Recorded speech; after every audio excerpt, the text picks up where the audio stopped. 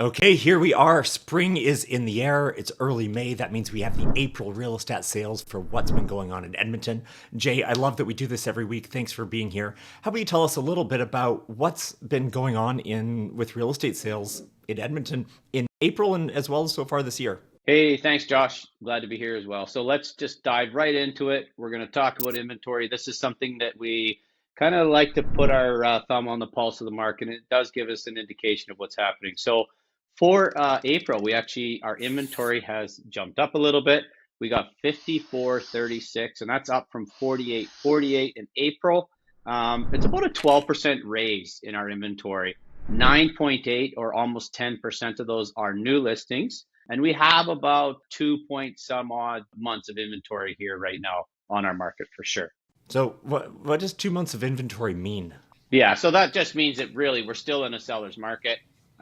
If we can see up to four, over four, that starts to be a bit more balanced, and it gives sellers some buyers and buyers some choice. Right now, though, sellers, there's way more buyers than sellers, so not much to choose from. It's tough to be a buyer still. Our sales have jumped too. So from March, we had 2494 units of sale. This month, we have 2710. So that sounds pretty good, right? It's up 9% month over month. But when you look at it from year over year, we've actually dropped 13%. There's a few things that have factored into that, I think, and maybe we'll talk about that at the end of the video. But for now, let's just jump into our day on market. This is just a unit of measurement, like how long are homes taking to sell. So in April, in detached, as you can see, we had 29 day on market. March was 30, and year over year, there's 36. So it still has come down a little bit, but really not too much has changed month over month.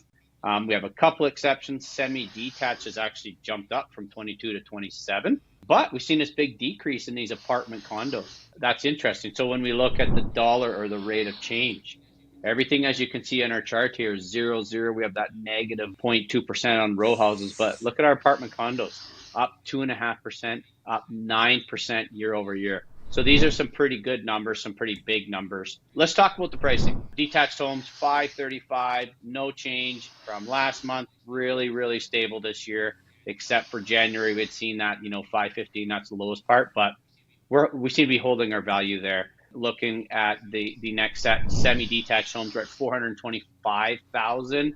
Looks, it's pretty standard, right? Everything seems to be just sort of purring along. We're sort of holding our values. $322,000 for a townhouse. Very, very close to the same from where we started. But look at this here apartment number, $202,000. We started at 182. March was 197. We're seeing pressure here. I think maybe it's because it's an affordable option here in Edmonton.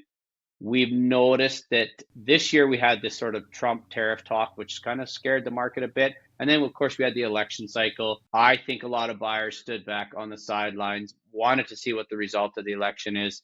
Now they do seem to be coming back out.